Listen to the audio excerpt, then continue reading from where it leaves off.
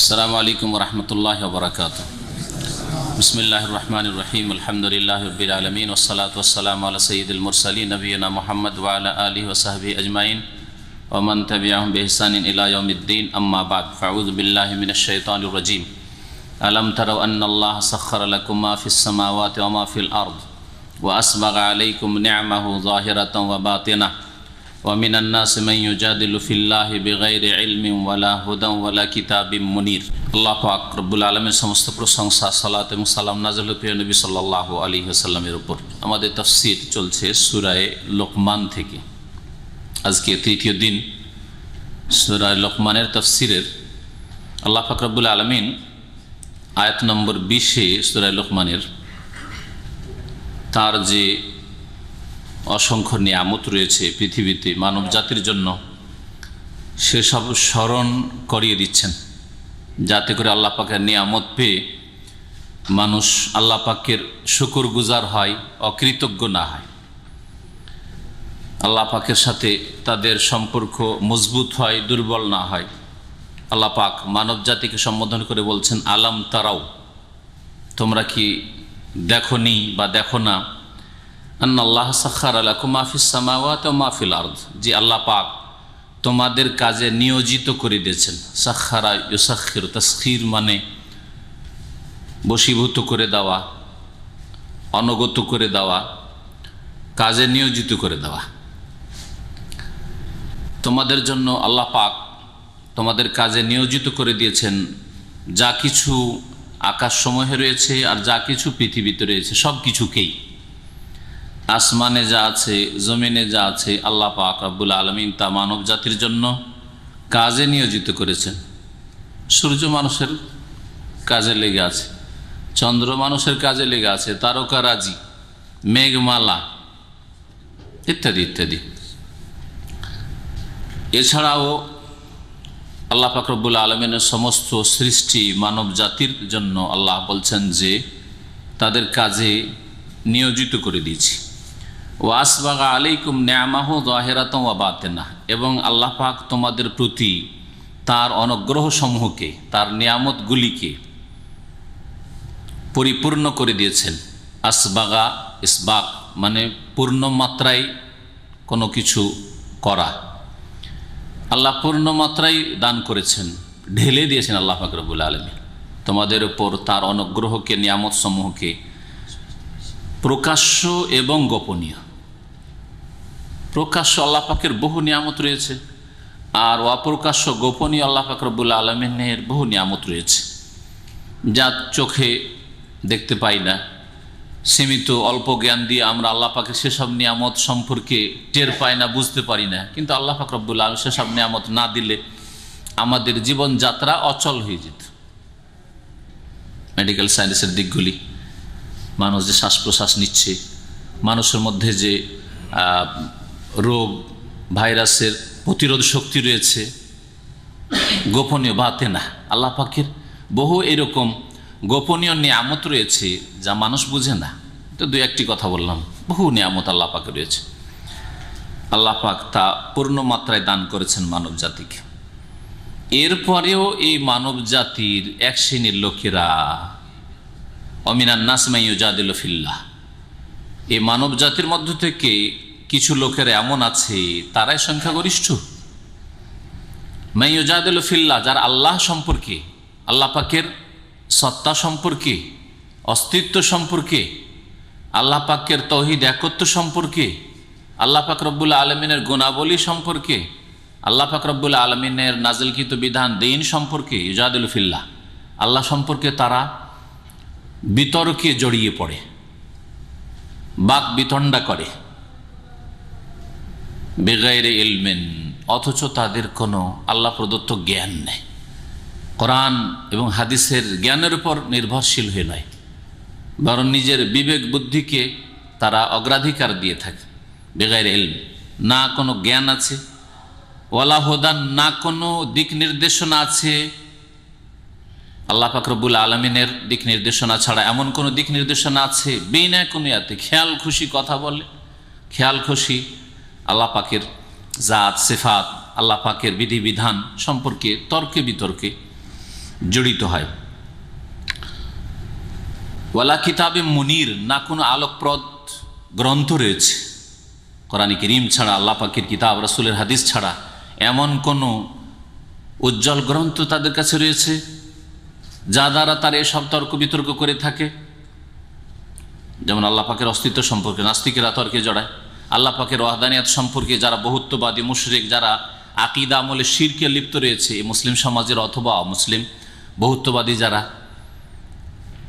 এইরকমই আল্লাহ পাকের দিন সম্পর্কে যারা দিনকে মনে করে মসজিদে সীমিত, শুধু 2-4টি কাজের নাম, আর বাকি জীবনে অর্থনীতিতে রাষ্ট্রনীতিতে আমরা স্বাধীন পশ্চিমা বিধিবিধান দিয়ে দেশ পরিচালিত হচ্ছে, মাশাআল্লাহ মুসলিম দেশ, মাশাআল্লাহ মুসলিম নেতা। এরা আল্লাহ পাকের বিষয়ে বিনা জ্ঞানে, বিনা ইলমে, বিনা হেদায়াতে আর বিনা কোনো উজ্জ্বল কিতাবে, আল্লাহ পাকের পক্ষে কোনো সনদ নেই, দলিল নেই তাদের কাছে, এরা তর্ক করে থাকে। আল্লাহ পাকের দিন তারা মেনে চলে না। ওয়াইদা কিল আলাহুমুত্তাবিউ মা আনজালাল্লাহ, আর যখন তাদেরকে বলা হয় যে আল্লাহ পাক যা নাজিল করেছেন তার অনুসরণ করো, আল্লাহ পাক কোরআনে কারীম নাজিল করেছেন আর তার ভাষ্য স্বরূপ রাসূলুল্লাহ সাল্লাল্লাহু আলাইহি ওয়াসাল্লামের সহিহ হাদিস রয়েছে, কোরআন এবং হাদিসকে তোমরা ফলো করো। ইত্তাবিউ মা আনজালাল্লাহ, নবী করিম সাল্লাল্লাহু আলাইহি ওয়াসাল্লাম হেদায়েতের নিশ্চয়তা এই ক্ষেত্রে দিয়েছেন, তারাকতু ফিকুম আমরাইন, তোমাদের মাঝে দুটো বস্তু ছেড়ে যাচ্ছে, লান তাযিল্লু মা তামাসসাকতুম বিহিমা, যতদিন তোমরা মজবুত করে ধরে থাকবে এই দুটো বস্তুকে তোমরা কখনো পথভ্রষ্ট হবে না, রাস্তা হারা হবে না, জান্নাতের রাস্তা হারাবে না, আল্লাহ সন্তুষ্টির রাস্তা হারাবে না, অশান্তির রাস্তায় যাবে না, দুনিয়া আখিরাতের শান্তি লাভ করবে। লাম তাযিল্লু মা তামাসসাকতুম বিহিমা, কিতাব আল্লাহ, একটি হচ্ছে আল্লাহ পাকের কিতাব কোরআনে কারীম, ও সুন্নতি, এবং আমার আদর্শ রাসূলুল্লাহ সাল্লাল্লাহু আলাইহি ওয়াসাল্লামের সুন্নাত হাদিস। এখানে ওই বিষয়টি বলা হয়েছে, ইত্তাবিউ মা আনজালাল্লাহ, মানব জাতিকে যখন বলা হয় যে আল্লাহ যা নাজিল করেছেন, আল্লাহ নাজিলকৃত বিধান অনুসরণ করো আকীদা আমলের ক্ষেত্রে, সমস্যার সমাধানের ক্ষেত্রে, কালু, তখন তারা বলে, আরব মুশরিকরা যেমন বলেছে, আজকে ওই রকম বিভিন্ন রূপ চেহারা নিয়ে এইরকমই করে থাকে, বালনাত্তাবিউ মা ওয়াজাদানা আলাইহি আবাআনা, বরং আমরা অনুসরণ করব ওই আদর্শকে যার উপর আমরা আমাদের বাপদাদাদের পেয়েছি। বাপদাদা যা করেছে, তাহলে ধর্মের নামে যেসব দল উপদল সৃষ্টি হয়েছে তাদেরকে কোরআন এবং হাদিসের কাছে আসতে বলেন, তো বলে আমাদের বাপদাদা এতগুলি বুঝতো না, আমাদের এত বড় বড় আলেম হুজুররা চলে গেছে তারা বুঝতো না। বালনাত্তাবিউ মা ওয়াজাদানা আলাইহি আবাআনা, পূর্বপুরুষদের দোহাই দিয়ে থাকে। আল্লাহ পাক বলছেন যে পূর্বপুরুষরা তো ভুল করতে পারে, তাদেরকে তো শয়তান বিভ্রান্ত করতে পারে, শয়তান তাদেরকে বিভ্রান্ত করেছে, তাই বলে তোমরাও বিভ্রান্ত হবে, শয়তানকে সুযোগ দেবে। দুনিয়ার ক্ষেত্রে তো এইরকম করেন না, দুনিয়ার ক্ষেত্রে বাবা চাষি, মূর্খ, এখন নিরক্ষর, নামটাও সই করতে জানেন, লিখতে জানেন না, আপনি মাশাআল্লাহ শিক্ষিত হয়েছেন। দুনিয়ার ক্ষেত্রে সৌদি আরবের নামটা ঠিক করে উচ্চারণ করতে পারবেন আপনার বাপ দাদার, আপনি মাশাআল্লাহ সৌদি আরব থেকে রিয়াল নিয়ে যাচ্ছেন, এত চালাক কেন দুনিয়ার ক্ষেত্রে? শুধু ধর্মের ক্ষেত্রে বাপদাদা বুঝতো না, আমাদের হুজুর আলেম ওলামারা বুঝতো না, না, যেমন দুনিয়ার ক্ষেত্রে চালাক চতুর, তার চাইতে বেশি চালাক চতুর হইতে হবে, বুদ্ধিমান হইতে হবে, জ্ঞানীর পরিচয় দিতে হবে এমন বিষয়ে যে বিষয়টি আপনার দুনিয়া আখেরাতকে সুখী করবে, সেটা দিনের বিষয়, আখেরাতের বিষয়। তারা বলতো বালনাত্তাবিউ মা ওয়াজাদানা আলাইহি আবাআনা, বরং আমরা অনুসরণ করব, মেনে চলব ওই আদর্শকে যার উপর আমরা প্রতিষ্ঠিত পেয়েছি আমাদের বাপদাদাদেরকে। আল্লাহ পাক বলছেন, আওয়ালাউ কানা শাইতানু ইয়াদউহুম ইলা আযাবিস সাইর, যদিও শয়তান তাদেরকে জ্বলন্ত আগুনের দিকে, জ্বলন্ত আগুনের শাস্তির দিকে আহ্বান করে, যদিও শয়তান গুমরাহের দিকে নিয়ে গেছে, সেই পথে চলবে, বাপদাদা ওই দিকে চলে গেছে, এখন জাহান্নামের দিকে তোমরাও যাবে, অথচ কোরআন দ্বারা স্পষ্ট হয়ে যাচ্ছে যে সব শিরকি আকীদা ছিল, এসব বিদাতি কথা ছিল, রাসূলুল্লাহ সাল্লাল্লাহু আলাইহি ওয়াসাল্লাম হাদিস দ্বারা প্রমাণ হয়ে যাচ্ছে যে এইসব ভুল পথ ছিল, এই নামাজের তরিকা ভুল ছিল, এইসব ইবাদত বন্দেগী না, এগুলো বিদাত ছিল, তারপরও শয়তানকে সুযোগ দেবে। শয়তান তো জাহান্নামের দিকে আহ্বান করছে, শয়তানকে সুযোগ দিও না। আল্লাহ বলছেন ইন্না শায়তানা আদুউন, নিশ্চয়ই শয়তান হচ্ছে দুশমন, শত্রু। ফাত্তাখিযু আদুওয়ান, সুতরাং শয়তানকে সব সময় শত্রু হিসাবে জানিও, গ্রহণ করিও। ইন্নামা ইয়াদউ হিজবাহু, শয়তান তার দলের লোকদেরকে আহ্বান করে, ডাকে, লিয়াকুনু মিন আসহাবিস সাঈর, যাতে করে জ্বলন্ত আগুনের সঙ্গী হয়। শয়তানও যে যাবে জাহান্নামে, সেই জন্য আদম সন্তানকেও জান্নাতে যেতে দিতে চাই না। আল্লাহ এখানেও আযাবিস সাঈরের কথাই বলেছেন। আল্লাহ পাক তারপরে মুমিন সৎকর্মশীলদের কথা উল্লেখ করে বলছেন ওয়ামান ইউসলিম ওয়াজহাহু লিল্লাহ, আর যেই ব্যক্তি তার মুখমণ্ডলকে আল্লাহ অভিমুখী করবে বা আল্লাহর সামনে আত্মসমর্পণ করবে। আসলামা মানে আত্মসমর্পণ করা। ওয়া হুয়া মুহসিন, এবং তার সাথে সাথে সে সৎকর্মশীলও বটে। ওয়া হুয়া মুহসিন, তাহলে দুটো কথা আল্লাহ বলেছেন। যেই ব্যক্তি আল্লাহ অভিমুখী হবে, আল্লাহর সামনে আত্মসমর্পণ করবে, ইস্তিসলাম, স্যারেন্ডার করা আল্লাহর সামনে, আর সে সৎকর্মশীল। এই দুইটো কথা থেকে আমল কবুল হওয়ার যে দুটো শর্ত আছে উলামায়ে কেরামরা নিয়েছেন এই আয়াত থেকে। আর এই রকমের যে আয়াতগুলো রয়েছে, বালামান আসলামা ওয়াজহাহু লিল্লাহি ওয়া হুয়া মুহসিন, সূরা বাকারাতে রয়েছে। বালা, শুনে রাখো, মান আসলামা ওয়াজহাহু লিল্লাহ, যেই ব্যক্তি নিজের আত্মসমর্পণ করেছে আল্লাহর জন্য, ওয়া হুয়া মুহসিন, আর সে সৎকর্মশীল। ফামান কানা ইয়ারজু লিকা রাব্বিহি ফালইয়ামাল আমালান সালিহা ওয়া লা ইউশরিক বিইবাদাতি রাব্বিহি আহাদা। এখানেও দুটো শর্তের কথা আল্লাহ পাক বলেছেন। তো যে কোনো ইবাদত বন্দেগী কবুল হওয়ার জন্য দুটো যে শর্ত আছে, বলতে পারেন কি শর্তগুলি? জানা আছে আপনাদের? প্রথম হচ্ছে ইখলাস বা তাওহীদ, আল্লাহ পাক রব্বুল আলামিনের জন্য সেই কাজটি হওয়া, শিরক মুক্ত হওয়া। 2 নম্বর মুতাবাআত, নবী সাল্লাল্লাহু আলাইহি ওয়াসাল্লামকে ফলো কর, নবী সাল্লাল্লাহু আলাইহি ওয়াসাল্লামের তরিকায় সেই কাজটি হওয়া। একমাত্র আল্লাহর জন্য ইবাদত হইতে হবে, একমাত্র নবীর তরিকায় হইতে হবে, অন্য ভাষায় আল্লাহ ছাড়া কারো ইবাদত করব না, আর নবীর তরিকা ছাড়া কারো তরিকা ইবাদত করব না। দুটো শর্ত। বালা, এখানে আল্লাহ পাক বলছেন ওয়ামান ইউসলিম ওয়াজহাহু লিল্লাহ, যেই ব্যক্তি নিজের চেহারাকে আল্লাহ অভিমুখী করবে, ওয়া হুয়া মুহসিন, আর সে সৎকর্মশীল। আল্লাহ পাকের অভিমুখী হবে মানে মুখলিস, নিষ্ঠাবান, শিরক মুক্ত হবে। আর মুহসিন সৎকর্মশীল মানে নবী করিম সাল্লাল্লাহু আলাইহি সাল্লামের অনুসারী হবে। ফাকাদ ইসতামসাকা বিল উরওয়াতিল উসকা, তাহলে ওই ব্যক্তি বা এই ধরনের যারা লোক যাদের মধ্যে দুটো শর্ত আছে, তারা যেন কি করলো? ইস্তামসাকা, মজবুত করে ধারণ করলো। ইস্তামসাক মানে মজবুত করে ধারণ করা। লাম তাদিল্লু মা তামাসসাকতুম, তামাসসাকা মানে মজবুত করে আঁকড়ে ধরা, আর ইস্তামসাকা মানে হচ্ছে মজবুত করে ধরা, আঁকড়ে ধরা। ফাকাদ ইস্তামসাকা, তাহলে তারা আঁকড়ে ধরলো বিল উরওয়াতিল উসকা, বড় মজবুত হাতলকে, মজবুত হাতলকে আঁকড়ে ধরলো। অন্য আয়াতে বলেছেন লানফিসামা লাহা, যা কোনোদিন ভেঙে যাওয়ার নয়। ওয়া ইলাল্লাহি আকিবাতুল উমুর, আর সমস্ত কাজ কথার পরিণাম আল্লাহর কাছে পৌঁছিবে। সমস্ত কিছুর পরিণাম পরিণতি কার কাছে গিয়ে পৌঁছিবে? আল্লাহর কাছে। দেখুন, আল্লাহ পাক সৃষ্টি করেছেন, আর সবাই আমরা কিন্তু আল্লাহর দিকে যাচ্ছি।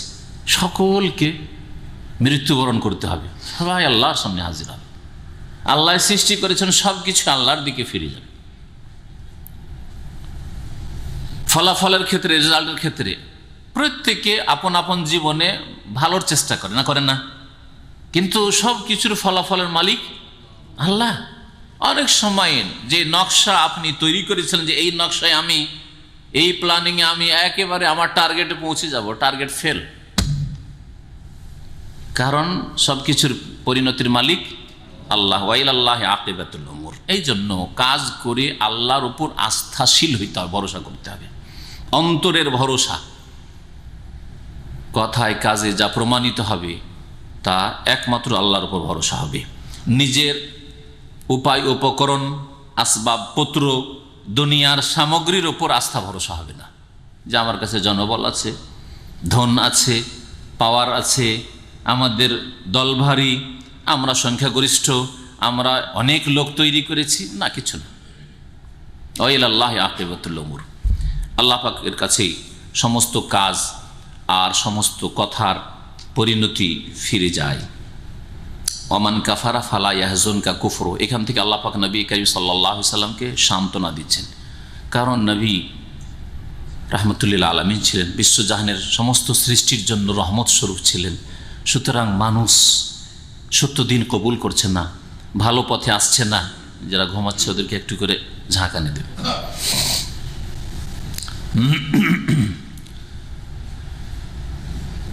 নবী করিম সাল্লাল্লাহু আলাইহি সাল্লাম তাদের জন্য পেরেশান হয়ে যেতেন মানসিক দিক থেকে, কঠোর পরিশ্রম মেহনত করলেন, কিন্তু মানুষ ভালো কথা গ্রহণ করতে চায় না, সৎ পথে আসতে চায় না, শিরক ছেড়ে তৌহিদের দিকে আসতে চায় না, পাপের জীবন ছেড়ে সৎ জীবন যাপনে আসতে চায় না।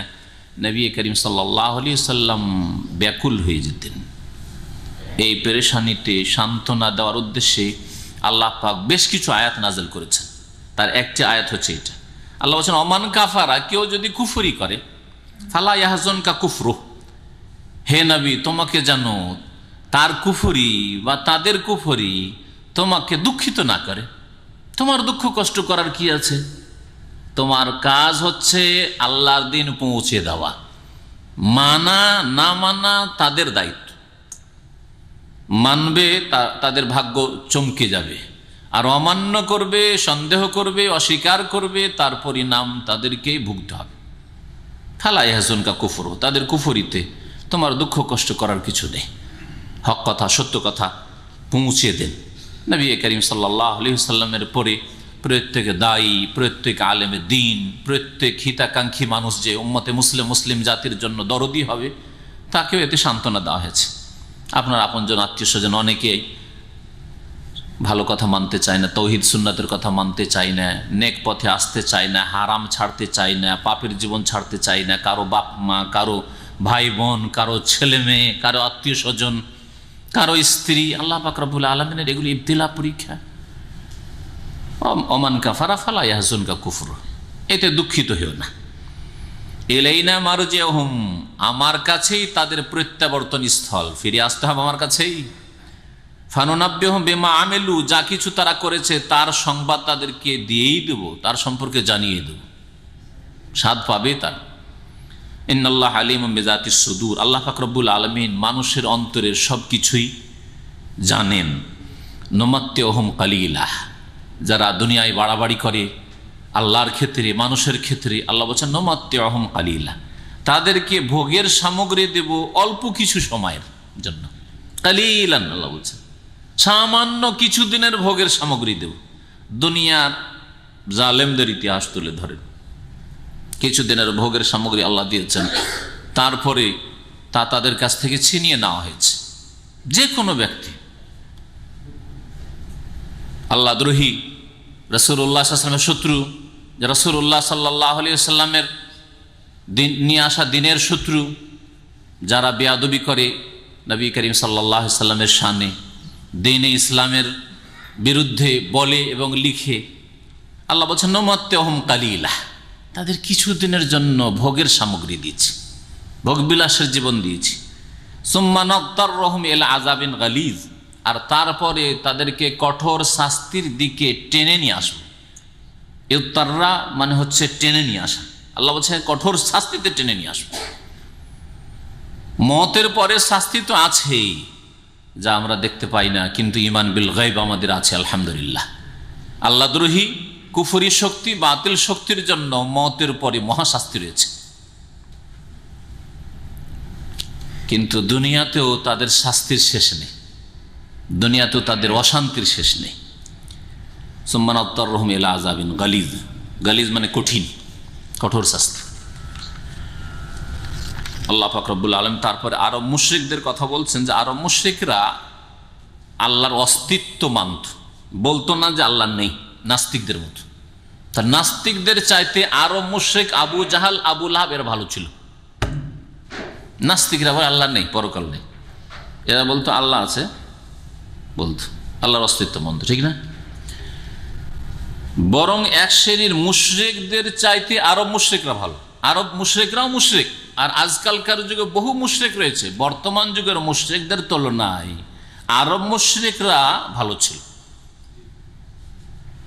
কম্পেয়ার করলে, তুলনামূলক চিন্তা করে দেখলে আরব মুশরিকের আবুল জাহাল, আবুল লাহাব, উতবা, সাইবা, রাবিয়ার শিরক আর আজকালকার যুগের মানুষের শিরক, আজকালকার যুগের শিরক হচ্ছে জঘন্য শিরক তাদের শিরকের তুলনায়।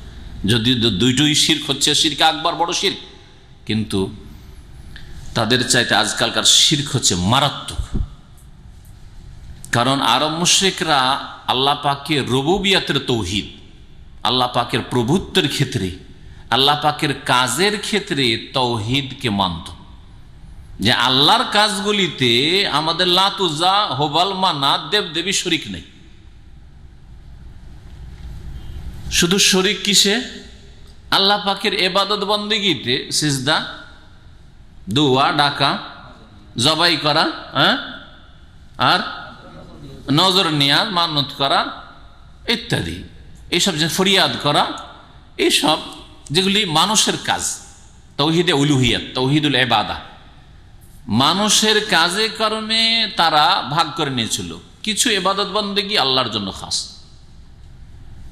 যেন হজ করতো আল্লাহর জন্য, ঠিক না? আরব মুশরিকরা হজ করতো না, উমরা করতো আল্লাহর জন্য।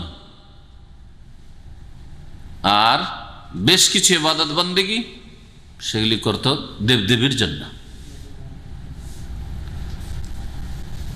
তাহলে তারা তৌহিদুল ইবাদা, ইবাদতের ক্ষেত্রে বা উলুহিয়াতের ক্ষেত্রে যে তৌহিদ, মানে বান্দার কাজে আল্লাহর একত্ব প্রতিষ্ঠা করা, এই ক্ষেত্রে আরব মুশরিকরা শুধু শিরক করত।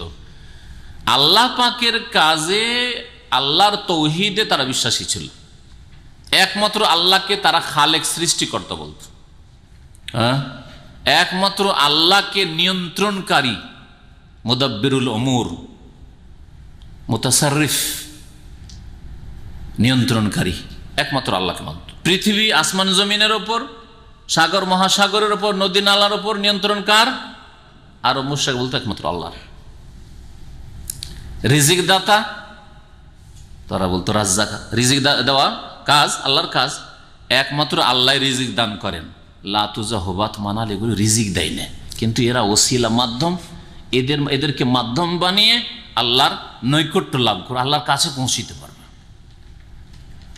এদের জন্য সেজদা করে, এদের জন্য জবাই করে, এদের জন্য মানত করে, এদেরকে ডেকে আল্লাহর কাছে পৌঁছিতে পারবে।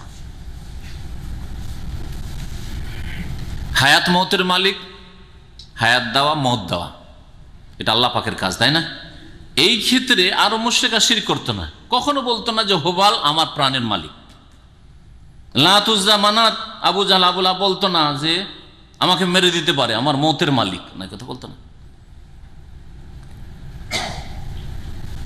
আরব মুশরিকদের ইতিহাস পড়ে কখনো প্রমাণ করতে পারবেন না যে ছেলে মেয়ে হয় না যখন বিবাহ শাদীর পরে, তখন লাত, উজ্জা, হোবাল, মানাতের কাছে গেছে যে হোবাল গো, লাত গো, মানাত গো, আমাকে ছেলে দাও। এ কথা আরব মুশরিকরা করতো না। কিন্তু আজকালকার মুশরিকরা তৌহিদে উলুহিয়াতও শিরক করে আর তৌহিদে রুবুবিয়াতও শিরক করে। বান্দা নিজের কাজেও শিরক করে আর রব্বুল আলামিনের কাজেও শিরক করে। রিজিক দাতা, খাজা বাবার দরগাহে গেলে আর চাদর চড়ালে বরকতের শেষ থাকে না, রিজিক বৃদ্ধি পায়। আমাদের অঞ্চলে এক মহাজন আত্মীয়তা করেছে ওই বেরলবিদের সাথে, আর তারপরে আত্মীয়তা যে মানুষকে গুমরাহ করে, গুমরাহদের সাথে আত্মীয়তা, এটা একটা দলিল এই ঘটনা। তারপরে আজমিরে গেছে, চাদর চড়িয়ে এসছে, আমের ব্যবসায়ী, আমবাগান, তারপর রেশমের ব্যবসায়ী, কাপড়ের সুতার ব্যবসায়ী, অনেক ব্যবসা আছে। তারপরে তার ঘনিষ্ঠ লোকেরা আমাকে বলল, দীর্ঘদিন আগের ঘটনা, যে এবার আরো আমার পয়সা হয়েছে, লাভ হয়েছে ব্যবসা বিজনেস। কেন? যেহেতু আজমের শরীফ থেকে ফিরে এসেছি, চাদর চড়িয়ে এসেছি। তো রিজিক দাতা খাজা বাবা, এটা আজকালকার মুশরিকরা শিরকি এতেকাদ রাখে। আরব মুশরিকরা এই জঘন্য শিরক করতো না। তারা বলতো আল্লাহ পর্যন্ত আমরা গুনাহগার, পাপী তাপি পৌঁছিতে পারবো না, শুধু লাত, উজ্জা, মানাতকে ধরতে হবে, এদেরকে সেজদা করতে হবে, এদেরকে ডাকতে হবে, এদের জন্য কিছু জবাই করলাম, বলিদান করলাম, তার মাধ্যমে আল্লাহর কাছে পৌঁছিলাম। আল্লাহ পাক রব্বুল আলামিন বলছেন, ওয়ালা ইন সাআলতাহুম মান খালাকাস সামাওয়াতি ওয়াল আরদ, তাদেরকে যদি জিজ্ঞাসা করো, আরব মুশরিকদেরকে, মান খালাকাস সামাওয়াতি ওয়াল আরদ, আসমান সমূহকে, পৃথিবীকে, জমিনকে কে সৃষ্টি করেছে, লা ইয়াকুলুন্নাল্লাহ, অবশ্যই অবশ্যই তারা বলবে যে আল্লাহ, আল্লাহ সৃষ্টি করেছেন। আল্লাহ পাক বলছেন যে হে নবী তুমি কুল, বলো তুমি আলহামদুলিল্লাহ, সমস্ত প্রশংসা আল্লাহ পাকের। কেন আলহামদুলিল্লাহ আল্লাহ পাক বলতে বললেন নবীকে? হ্যাঁ, বাতিল পন্থীরা যদি একটা হক কথা স্বীকার করে, হ্যাঁ, শত্রুপক্ষ যদি স্বীকার করে যে দেখেন নাই, হক কিন্তু আপনাদের সাথে আছে, এটা বড় মজবুত দলিল কিন্তু, ঠিক না? ধরেন আপনার সাথে কারো দ্বন্দ্ব হচ্ছে, ঝগড়া, আর আপনার বিরোধী যারা তারা যদি স্বীকার করে দেখো আমরাই ভুল পথে আছি, তোমরাই ঠিক পথে আছো, এটা বড় মজবুত দলিল। আরব মুশরিকেরা আল্লাহ পাকের তৌহিদ রুবুবিয়তের ক্ষেত্রে স্বীকার করছে, নবীকে আল্লাহ বলছে বলো আলহামদুলিল্লাহ, যে এই মুশরিকরাও স্বীকার করছে যে আল্লাহ খালেক, আল্লাহ রাজেক, আল্লাহ হায়াতের মালিক, আল্লাহ মৌতের মালিক, আল্লাহ পাক নিয়ন্ত্রণকারী। পক্ষান্তর মুসলিম সমাজের এক শ্রেণীর বিদআতপন্থীরা রয়েছে যারা এই শিরকি আকীদা রাখে যে তাদের গৌস কুতুব আবদাল আর এসব অলি আউলিয়া নাকি সমুদ্রের উপর নিয়ন্ত্রণ করেন, মুরিদানরা কোথাও সফর করে যাচ্ছে আর জাহাজ ডুবতে যাচ্ছে, জাহাজ রক্ষা করে নেন। এসব আকীদা তাদের কিতাবেতে মওজুদ আছে। ঝগড়া হয়েছে, দুই দলে ঝগড়া চলছে, আর জাগ্রত অবস্থায়, ঘুমে নাই যে ঘুমের স্বপ্ন যোগে এসে বলছেন তোমরা ঝগড়া করিও না, জাগ্রত অবস্থায় ফজরের আগে এসে হাজির, এসে দেখো তোমরা যেসব ঝগড়া করছো এটা তোমাদের ঠিক নয়, খবরদার ঝগড়া করবে না। আর এই শুনে মাথা থেকে পা পর্যন্ত যেই ব্যক্তিকে এসে জাগ্রত অবস্থায় বলছে ঘামে আমি গোসল করে নিয়েছি, জাগ্রত অবস্থায় আমাদের পীর সাহেব চলে এসছেন আর এসে বলছেন তোমরা ঝগড়া করিও না। নিয়ন্ত্রণ কেমন করছে, ঝগড়ার উপর নিয়ন্ত্রণ চলছে মওতের পরে। বুঝতে পারলেন এগুলো কার আকীদা? আমাদের মুসলিম সমাজের এক সেই লোকদের আকীদা। কিতাব আমার ড্রয়ারে আছে, কেউ যদি দেখতে চান। আর ওয়াহে সালাসা, আর ওয়াহে সালাসা। হে নবী তুমি বলো আলহামদুলিল্লাহ। তারপরে আলহামদুলিল্লাহ এই জন্য বলতে হবে যে একমাত্র ইবাদত বন্দেগী এর হকদার একমাত্র রব আল্লাহ, সুতরাং প্রশংসার অধিকারী একমাত্র আল্লাহ, সুতরাং তুমি বলো আলহামদুলিল্লাহ। বাল আকসারুহুম লা ইয়ালামুন, বরং অধিকাংশ লোক জানে না, জানে না বলে করে থাকে, জানার চেষ্টাও করে না, জানার সুযোগ সুবিধা আসলে গোঁড়ামি করে, অন্ধত্ব তাদেরকে গোমরাহ করে, সংকীর্ণতা তাদেরকে গোমরাহ করে। আল্লাহ পাক রব্বুল আলামিন যেন এসব ব্যাধি থেকে আমাদেরকে মুক্ত হয়ে কোরআন এবং হাদিস বুঝার চেষ্টা করার তৌফিক দান করেন। মহান আল্লাহ ইরশাদ করেছেন লিল্লাহি মা ফিস সামাওয়াতি ওয়াল আরদ, আসমান জমিনে যা কিছু আছে সব কিছুই আল্লাহর। সব কিছুই কার? আল্লাহর। তার রাজত্ব কার? এই যে ক্ষমতা আমাকে আপনাকে আল্লাহ দিয়েছেন, নেতাদেরকে দিয়েছেন, কার? সব আল্লাহ। আজকে আছে কালকে আল্লাহ ছিনিয়ে নিতে পারেন। দেখলেন আল্লাহ পাক রব্বুল আলামিন এই কয়েক বছরের মধ্যে বড় বড় শাসকদের সাথে আল্লাহ পাক কি করলেন? কোথায় গেল সাদ্দাম, আর কোথায় গেল গাদ্দাফি, আর কোথায় গেল ইয়ামানের শাসক এত লম্বা দীর্ঘটাইমের, কোথায় গেল মিশরের শাসক হুসনি? হ্যাঁ, আল্লাহু আকবার, কোথায় গেল সব? লিল্লাহি মা ফিস সামাওয়াতি ওয়াল আরদ, আসমান এবং জমিনে যা কিছু আছে আল্লাহর। ইন্নাল্লাহুল গনিয়ুল হামিদ, নিশ্চয় আল্লাহ পাক রব্বুল আলামিনই হচ্ছেন অমুখাপেক্ষী, অভাব মুক্ত, আল গনি, আল হামিদ, এবং তিনি হচ্ছেন একমাত্র প্রশংসিত, প্রশংসার অধিকারী। আল্লাহ পাক রব্বুল আলামিন তারপরে তার গুণগান সম্পর্কে সারা পৃথিবীর সব কিছু দিয়ে যদি গুণগান, তার প্রশংসা লেখা শুরু করা হয়, লিখে শেষ করা যাবে না। তার কাজ যে সব কিছু পৃথিবীতে হচ্ছে, আর এত মানুষ, শুধু মানুষ না, এত আল্লাহ পাকের সৃষ্টি মখলুকাত, সব কিছুর আল্লাহ পাক রব্বুল আলামিন প্রয়োজন মিটাচ্ছেন। কোনটা দিয়ে শুরু করবেন? একটা একটা করে যদি লিখেন, আপনাকে আল্লাহ যা দিয়েছেন তাই লিখা শুরু করেন আর শেষ করেন। একটা কিতাব লিখে শেষ করেন মাথা থেকে পা পর্যন্ত। আর এছাড়াও আপনার শরীরের বাইরে আল্লাহ পাক যে সব নিয়ামত দিচ্ছেন লিখেন, সবগুলি আল্লাহ পাকের গুণগান, আল্লাহর দান। লিখে শেষ করতে পারবেন না, দুনিয়ার গাছপালা কলম বানালে শেষ হয়ে যাবে গাছপালা। আর কালি যদি সাগর মহাসাগর নদী নালার পানিকে বানানো হয়, কালি শেষ হয়ে যাবে। কিন্তু আল্লাহ পাকের গুণগান লিখা, আল্লাহ পাকের বাণী লিখা শেষ হবে না। আল্লাহ পাকের কথা আলোচনা করে শেষ হবে না, লিখে শেষ হবে না। এই মর্মে এই একটি আয়াত রয়েছে সূরা লোকমানে, আর একটি আয়াত রয়েছে কোন সূরায় বলতে পারেন? সূরা কাহাফের শেষ আয়াতের আগের আয়াত, 109 নম্বর আয়াত। আল্লাহ পাকের ইরশাদ করছে, ওয়ালাউ আন্না মা ফিল আরদি মিন শাজারাতিন আকলাম, যদি পৃথিবীতে যত গাছ আছে সেগুলিকে আকলাম, কালামুনের জামা হচ্ছে আকলাম, কলম বানানো হয়। ওয়াল বাহরু ইয়ামুদ্দুহু, আর সমুদ্রকে তার কালি বানানো হয়। মেদাদ মানে কালি, হিবর মানে কালি হয়, এটা সহজ আরবি।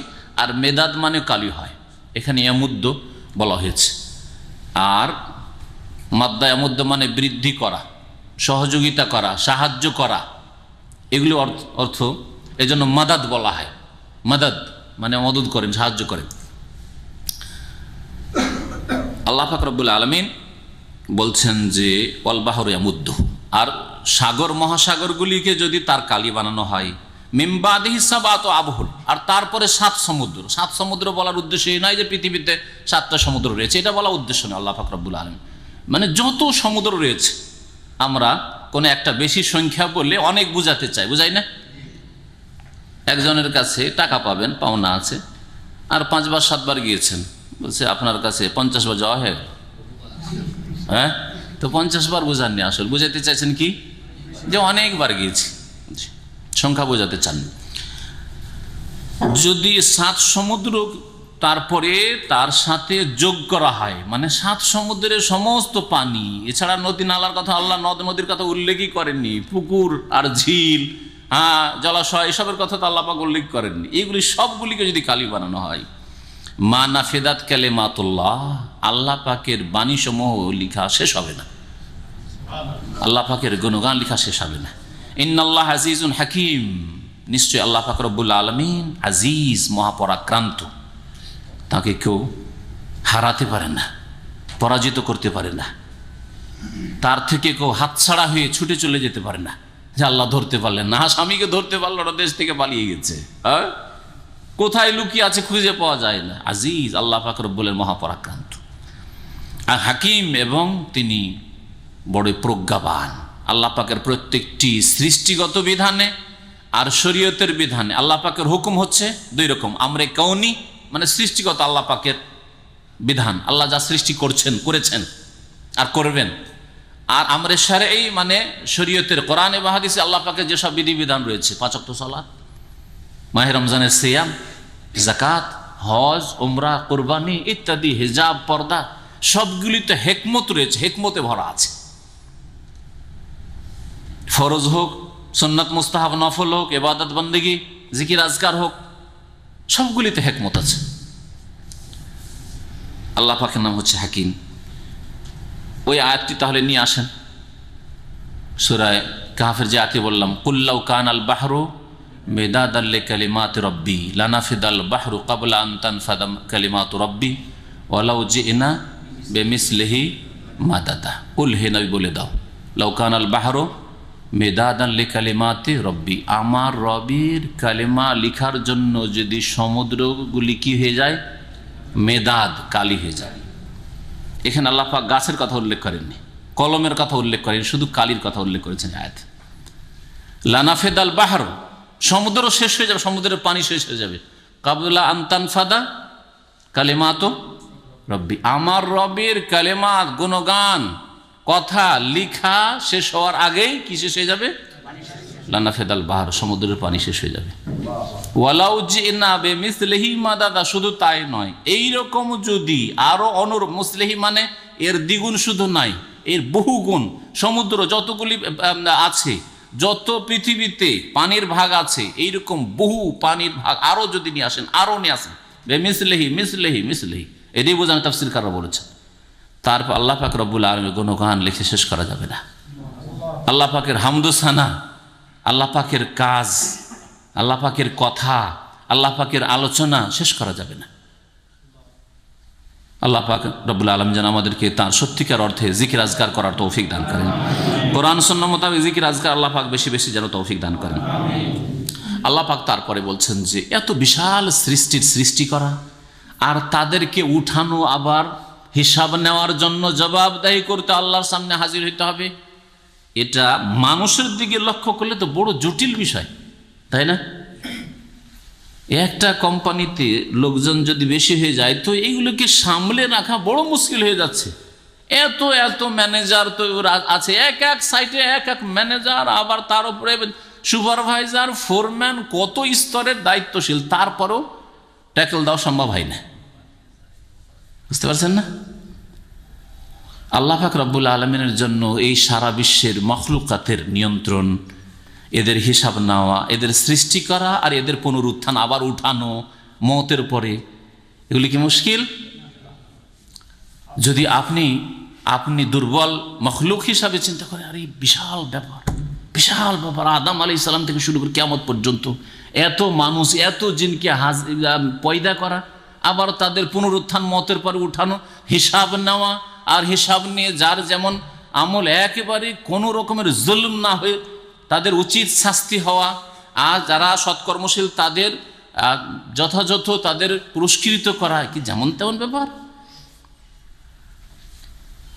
আল্লাহ পাকের জন্য বড়ই সহজ, একজনের কাজের মতো। আল্লাহ বলছেন একজনের কাজ যেমন, একজনকে সৃষ্টি করা যেমন, একজনকে উঠানো মওতের পরে যেমন, তেমনি সারা বিশ্বের সমস্ত মখলুকাত বা মানুষ জিনকে উঠানো আল্লাহর কাছে একই সমান, কোনো পার্থক্য নেই। কারণ আল্লাহ পাক রব্বুল আলামিনের সৃষ্টিতে, সৃষ্টি করার ক্ষেত্রে অথবা পুনরুত্থানের ক্ষেত্রে, উঠানোর ক্ষেত্রে, হিসাব নেওয়ার ক্ষেত্রে কোন হও হয়ে গেল, হ্যাঁ কোন একটা সৃষ্টি করলেও কোন, আর সারা বিশ্বের সমস্ত মানুষ আর জিন সৃষ্টি করার ক্ষেত্রেও, ফেরেশতাদের ক্ষেত্রেও, সমস্ত মখলুকাতের ক্ষেত্রে কোন ফায়াকুন, হও বললেই হয়ে পড়ে। আল্লাহ পাক রব্বুল আলামিন কাদির, সর্বশক্তিমান। আল্লাহ পাক বলছেন মা খালকুকুম ওয়ালা বাসুকুম, তোমাদের সৃষ্টি এবং তোমাদের পুনরুত্থান কিছু নয়। আল্লাহ বলছেন মা কিছু নয়, ইল্লা কানাফসি ওয়াহিদা, কিন্তু এটা কি এক ব্যক্তির সৃষ্টির মতো আর পুনরুত্থানের মতো। একজন মানুষকে যেমন সৃষ্টি করা, একজন মানুষকে যেমন উঠানো, তেমনি সারা বিশ্বের সমস্ত মানুষকে উঠানো আল্লাহর কাছে একই সমান। একটা স্ত্রীর জায়গায় দুটা স্ত্রী হয়, সামলাইতে পারেন না। হ্যাঁ, দুটো স্ত্রীর কাছে আপনাকে হার মানতে হচ্ছে। যারা দুটো বিয়ে করেছে ওদেরকে জিজ্ঞেস করে ভালো করে। যতদিন একটা স্ত্রী ছিল খুব নেতাগিরি করেছে, আর এখন দুটা স্ত্রী হবে, দুটারই কথা শুনতে হচ্ছে। এও দিচ্ছে ধমক, সেও দিচ্ছে ধমক, দুই দিক থেকে শুধু গোতাই খাচ্ছে। চলেছেন।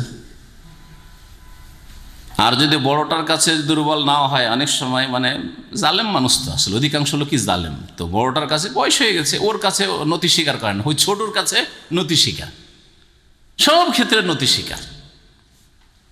সুবহানাল্লাহ। দুটো স্ত্রীতে আপনি দুর্বল হয়ে পড়লেন, কত দুর্বল মানুষ আপনি। আর আল্লাহকে অস্বীকার করছেন, আল্লাহর সাথে শিরক করছেন, আল্লাহ সব কিছু দেখছেন, জানছেন, তার সামনে নাফরমানি করছেন, গুনাহে লিপ্ত হচ্ছেন। আল্লাহ পাকের সৃষ্টি করা, আল্লাহ পাকের উঠানো আর আপনার আমার হিসাব নেওয়া আল্লাহর জন্য কোনো মুশকিল কাজ নাই। ইল্লা কানাফসি ওয়াহিদা, একজনকে সৃষ্টি করার মতো অবস্থা, একজনের পুনরুত্থানের মতো অবস্থা। ইন্নাল্লাহ সামিউম বাসীর, আল্লাহ সব কিছুই শোনেন আর সব কিছু দেখেন। আলাম তারা আন্নাল্লাহ ইউলিজুল লাইলা ফিন নাহার ওয়া ইউলিজুন নাহারা ফিল লাইল, এখান থেকে আল্লাহ পাক রব্বুল আলামিনের কুদরত, ক্ষমতা এবং তার মহত্বের কথা আল্লাহ পাক উল্লেখ করেছেন। বলছেন আলাম তারা, তুমি কি দেখো না? সম্বোধন করা হয়েছে এক বচন, এটা ওয়াহিদ। এর আগে আলাম তারাও ছিল বহু বচন, সমস্ত মানুষকে সম্বোধন করা হয়েছে।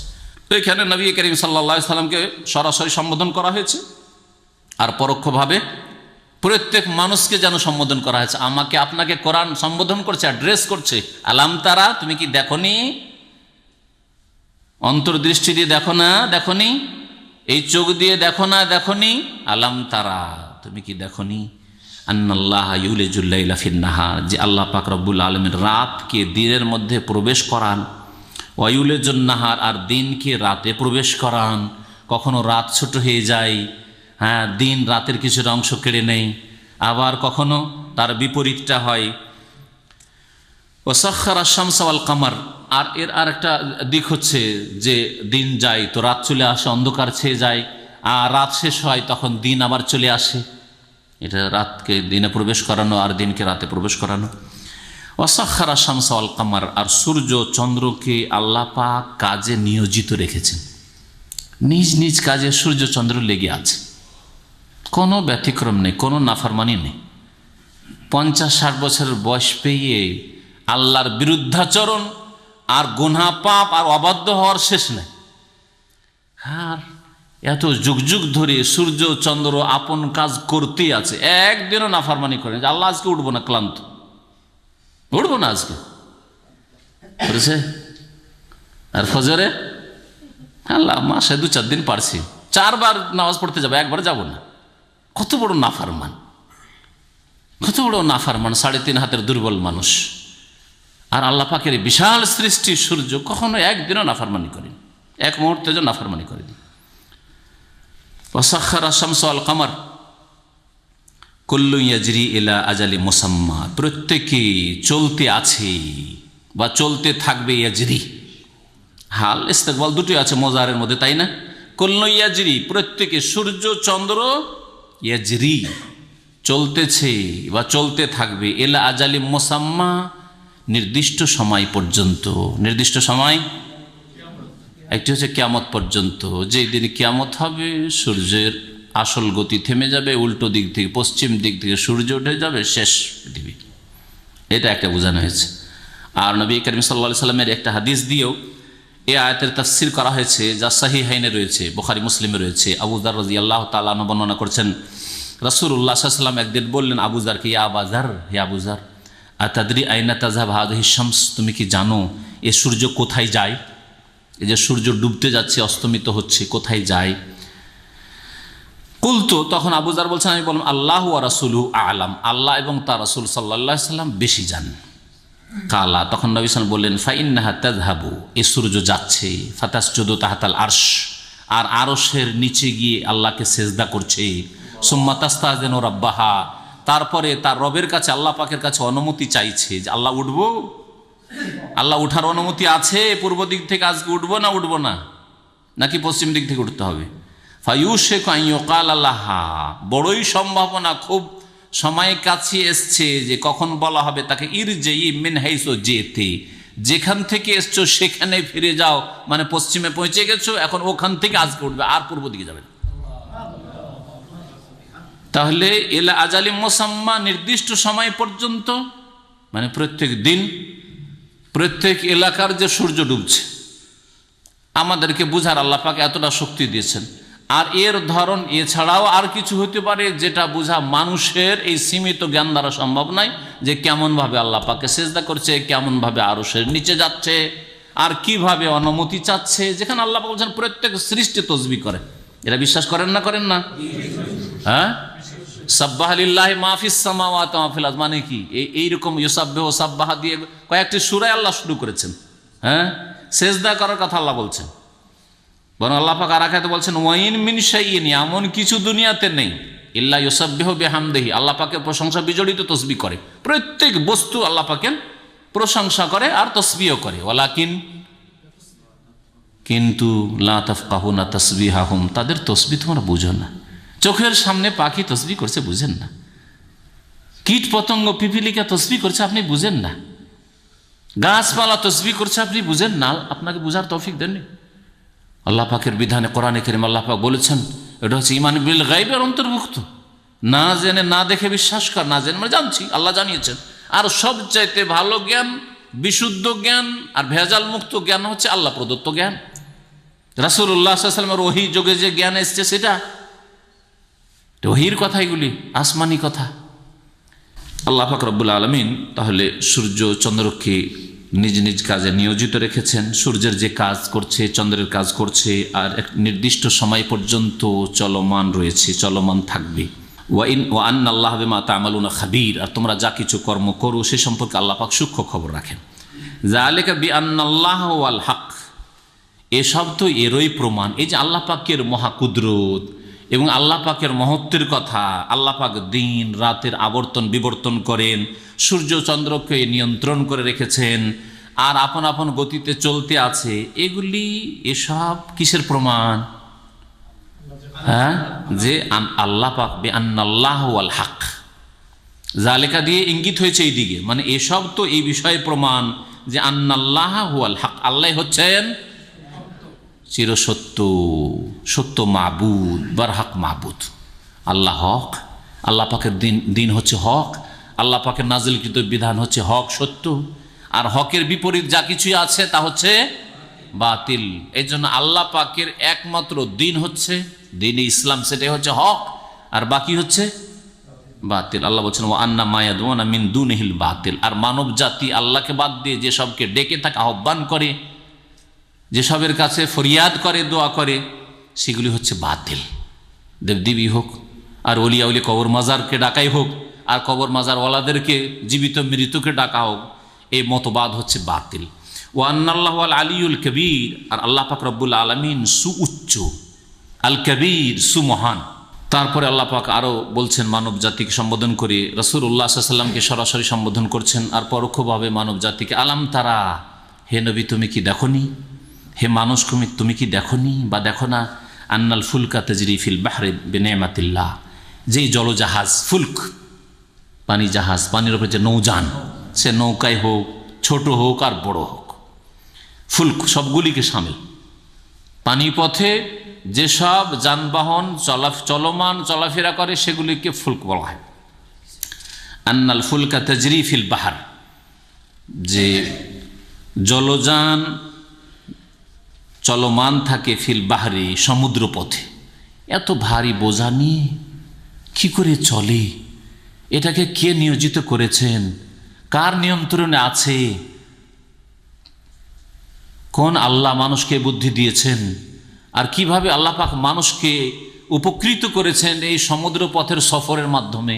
সমুদ্রপথ বন্ধ হয়ে গেলে কত যে সমস্যায় পড়বে আজকের মানুষ। উড়োজাহাজ দিয়ে এতগুলি কাজ সামলানো সম্ভব নয়, স্থলপথ দিয়ে এতগুলি কাজ করা সম্ভব নয়। আল্লাহ পাক রব্বুল বলছেন যে এটা হচ্ছে বিনিমাতিল্লাহ, আল্লাহ পাকের অনুগ্রহপূর্বক, আল্লাহ পাকের এই নিয়ামত, লিইউরিয়াকুম মিন আয়াতিহি, যাতে করে আল্লাহ পাকের বহু নিদর্শনের কিছু নিদর্শন তোমাদেরকে দেখান। আল্লাহ পাকের কুদরতের বহিঃপ্রকাশ, সৃষ্টিগত নিদর্শন আল্লাহ পাক তোমাদেরকে দেখাতে চান এর মাধ্যমে। এই পানিপথে তোমাদের সফর করা, পানিপথে তোমাদের যোগাযোগ রক্ষা করা, এক জায়গায় এক দেশ থেকে আর এক দেশে মাল সামান, নিজের গরজের জিনিস পৌঁছানো বা নিয়ে আসা ইত্যাদি। ইন্না ফি যালিকা লাআয়াত, নিশ্চয় এতে বহু শিক্ষণীয় বিষয় রয়েছে, নিদর্শন রয়েছে। লিকুল্লি সাব্বারিন শুকুর, কিন্তু এগুলি নিদর্শন থেকে কে উপকৃত হবে? প্রত্যেক ওই ব্যক্তি যে অতি ধৈর্যশীল, শাকুর, আর যে কৃতজ্ঞ, শুকুর গুজার। শুকুর গুজার হচ্ছে মুমিন, বিশ্বাসী। ধৈর্যশীল হচ্ছে যে দিনের ওপর অটল। ধৈর্য তিন প্রকারের, জানা আছে আপনাদের? অনেকবারই বলা হয়েছে আমার বিভিন্ন আলোচনায়। ধৈর্য হচ্ছে তিন প্রকারের। এক হচ্ছে ধৈর্য আল্লাহর আনুগত্য, আল্লাহর দিনের ওপর, হ্যাঁ, আসসাবরু আলা তাআতিল্লাহ, অটলতা, ধৈর্য ধারণ করা, কন্টিনিউ করা, সুখে দুঃখে শোকে, যে কোনো অবস্থায়, প্রতিকূল অবস্থা হোক অনুকূল অবস্থায়, সবসময় দিনের ওপর অটল থাকা, অবিচল থাকা, আল্লাহর দিন মেনে চলবো যে কোনো অবস্থায়। এটা হচ্ছে আসসাবরু আলা তাআতিল্লাহ। দ্বিতীয় ধৈর্য হচ্ছে আসসাবরু আন মাসিয়াতিল্লাহ, আল্লাহ পাকের বিরুদ্ধাচরণ, গুনার কাজ থেকে নিজেকে ধৈর্য ধারণ করে রাখা, মানে বাঁচিয়ে রাখা। এখানে বড়ই ধৈর্যের প্রয়োজন রয়েছে। অধিকাংশ মানুষ লোভ সামলাতে পারে না, পয়সা যেখানে দেখে পয়সার খেলা চলছে আর বাঁচতে পারল না। এই পয়সার খেলা হালাল হারামের আর পার্থক্য রাখতে পারল না। অধিকাংশ মানুষ নেতৃত্বের খেলার ক্ষেত্রে জুলম, অত্যাচার, ন্যায় অন্যায়ের কোনো পার্থক্য করতে পারল না। কিন্তু যতদিন পর্যন্ত এসবে ঢুকেনি ততদিন পর্যন্ত সে ভালো মানুষ ছিল। আব্দুল মালিক বিন মারওয়ান, যে উমাইয়া খলিফা ছিলেন, তিনি তার খলিফা হওয়ার পূর্বে যৌবনকালে বড় বড় আইম্মায়ে কেরামদের সহপাঠী ছিলেন। মদিনায় তাদের সাথে বড় হাদিসের পণ্ডিত ছিলেন। রাজত্বের ক্ষমতায়, এই খেলাফতে আর এই যে দুনিয়ার মালিকানায় যদি না যেতেন তাহলে বড় একজন ইমাম হইতে পারতেন, ইমাম মালিকের মতো বা ইমাম জোহরির মতো, সাইদ ইবনে মুসাইয়িব। কিন্তু দুনিয়ার খেলা, নেতৃত্বের খেলা, পয়সার খেলা যখন চলে আসে তখন মানুষ বেসামাল হয়ে যায়, ধৈর্য ধারণ করতে পারে না। এইরকমই পাপের সুযোগ আসলে জেনার সুযোগ।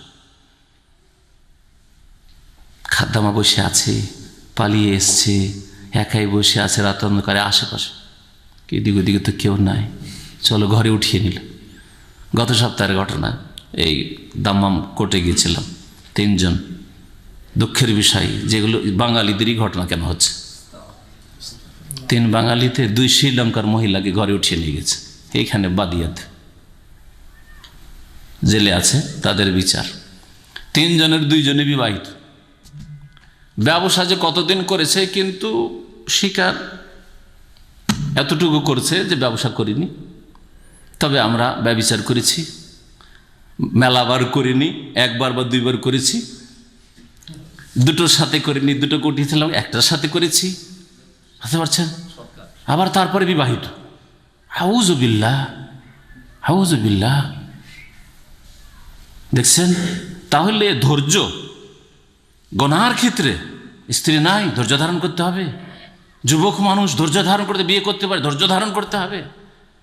ধৈর্য হারা হয়ে গিয়ে আজকে জেলের আসামি, আর স্বীকার করেছে বিবাহিত, তারপরও কাজের সুযোগ দিচ্ছে, কোনো রকম মিথ্যা বলুক, স্বাধীনভাবে বলতে। দেখেন, আর চাপ সৃষ্টি করা হয় না, যেমন পুলিশে চাপ সৃষ্টি করা হয়, ওই রকম কিন্তু কাজের সামনে চাপ সৃষ্টি করা হয় না। আলহামদুলিল্লাহ, সৌদি আরবে স্বাধীনভাবে তুমি বলো, যা বলবে বলো। একটু যদি অস্বীকারই করে নাই, তাহলে যা, তোমার কিছু শাস্তি হবে, জেলের শাস্তি, কড়ার শাস্তি হবে, কিন্তু রজম থেকে আর মৃত্যুদণ্ড থেকে বেঁচে যাবে, কারণ বিবাহিতর ইসলামী শাস্তি হচ্ছে মৃত্যুদণ্ড। তাহলে আমরা অধিকাংশই যারা এখানে আছি যুবক, আলহামদুলিল্লাহ, আল্লাহ পাক রব্বুল আলামিন আমাদের মধ্যে গুনাহ আর ভালো মন্দ দুটোই ক্ষমতা দিয়েছেন। গুনাহ করার যেমন শক্তি আছে ভালো মানুষদের, তেমন ভালো কাজ করার শক্তি আছে পাপিষ্ঠদের। আমরা যদি ধৈর্য ধারণ না করি তাহলে আমাদের দ্বারা যে কোনো অন্যায় হতে পারে। এতে শিক্ষার বিষয় রয়েছে ধৈর্যশীলদের জন্য, ধৈর্যশীলদের জন্য। আল্লাহ পাকের কোরআনে কারীম থেকে শিখবে কারা? যারা ধৈর্যশীল, গুনাহ থেকে বেঁচে থাকার মতো ধৈর্য আছে। আর তৃতীয় ধৈর্য, যেটাকে মানুষ বুঝে শুধু, আর 2টো ধৈর্য বুঝে না, মুসলিমরাও বুঝে না। যে 2টো ধৈর্য বললাম, এগুলো বুঝেই না মুসলিমরা। কি বুঝে? ধৈর্য মানে বিপদ আপদে ধৈর্য ধারণ করা। মা মরেছে, ধৈর্য ধরলো, স্ত্রী মরেছে, ধৈর্য ধারণ করলো, ছেলে মেয়ে মারা গেছে, ধৈর্য ধারণ করলো, টাকা পয়সা আর ক্ষয়ক্ষতি হয়েছে, জানমালের ক্ষতি হয়েছে, ধৈর্য ধারণ করলো। এই বালা মুসিবতে ধৈর্য ধারণ করাটাই শুধু বুঝে। এই 3 রকমের ধৈর্য ধারণ করাই হচ্ছে দ্বীন ইসলাম। এদের জন্য এই কোরআনে কারীমে আল্লাহ পাক যেসব বয়ান করেছেন, তাতে ইন্না ফি যালিকাল আয়াত, শিক্ষণীয় বিষয় রয়েছে, তারাই শিখতে পারবে। আর যারা শুকরগুজার, যারা অকৃতজ্ঞ নয়, আল্লাহ পাক তোমাকে সম্মানিত করেছেন। কত মানুষের মধ্যে শতকরা একজন বলা যাবে না, 15 কোটি মানুষ, তার মধ্যে আল্লাহ পাক রব্বুল আলামিন আপনাকে ভাগ্যবান করেছেন যে এই হারমাইন শরীফে নিয়ে এসছেন, মক্কা মদিনার দেশে নিয়ে এসছেন। আল্লাহ পাকের শুকরিয়া আদায় করা উচিত ছিল, হজ উমরা করা উচিত ছিল, কোরআন হাদিসের শিক্ষা নিয়ে যাওয়া উচিত ছিল, না পাপ কুড়াইতে এসছে। ওয়াইদা গাশিয়াহুম মাউজুন কাযুলাল, আল্লাহ পাক রব্বুল আলামিন আরো মুশরিকদের কথা বলছেন যে তাদের আরেকটা রোগ হচ্ছে যে তারা যখন সুখে থাকে তখন শিরক করে, আর দুঃখে পড়লে তারা তাওহীদবাদী হয়ে যায়, একমাত্র আল্লাহকে ডাকে। এর বিপরীত আজকালকার মুশরিক, আর এক রোগ আজকালকার মুশরিকদের মধ্যে। আজকালকার মুশরিকদের শিরক এদিক থেকেও জঘন্য। এই 2টো দিক মনে রাখবেন। এর আগে একটা বললাম যে আজকালকার মুশরিকরা তাওহীদের রুবুবিয়তও শিরক করে, আর আল্লাহ পাকের ইবাদতও শিরক করে। হ্যাঁ, আগের মুশরিকরা আল্লাহ পাকের ইবাদতে শিরক করত, কিন্তু রুবুবিয়তে, প্রভুত্বের ক্ষেত্রে, আল্লাহ পাকের কাজের ক্ষেত্রে শিরক করতো না। আর একটা জঘন্য দিক হচ্ছে আজকালকার মুশরিকদের, যে এরা সুখেও শিরক করে, দুঃখেও শিরক করে। আর আরব মুশরিকেরা সুখে থাকলে শিরক করতো, আর দুঃখে পড়লে এসব দেবদেবীকে ভুলে যেত, দেবদেবীকে ভুলে যেত। আল্লাহ পাক স্পষ্ট বর্ণনা করছে তাদের অবস্থার কথা। ওয়াইদা গাশিয়াহুম মাউজুন কাযুলাল, যখন এই আরব মুশরিক কাফেরদেরকে আচ্ছাদিত করে, ঢেকে নেই, মৌজুন মানে ঢেউ, তরঙ্গমালা, কাজোলাল মেঘমালার মতো, মেঘমালার মতো সমুদ্রের ঢেউ এসে তাদেরকে ঢেকে নেয়। যখন সমুদ্রে তুফান উঠে আর ঢেউ চলছে, সেই সময় তাদের নৌকাগুলি সেই জামানার ডুবে যাবে, আর বাঁচবে না। এইরকম যখন পরিস্থিতি তৈরি হয় যে গন্তব্যস্থানে পৌঁছা তো দূরের কথা, এখানে শেষ, এইরকম যখন অবস্থার সৃষ্টি হয়, অর্থাৎ কষ্টের সময়, দুঃখের সময়, সংকটের সময়, দাউল্লাহ মুখলিসিন আলাহুদ্দিন, তখন আল্লাহ পাককে ডাকে তারা, আল্লাহর কাছে দোয়া করে, মুখলিসিন আলাহুদ্দিন, তার জন্য একমাত্র তাদের আনুগত্যকে নিখুঁত করে, নির্ভেজাল করে, একমাত্র খালেস অন্তরে নিষ্ঠার সাথে আল্লাহকে ডাকা শুরু করে। আল্লাহ গো, এই লোহিত সাগরে উদ্ধার করো।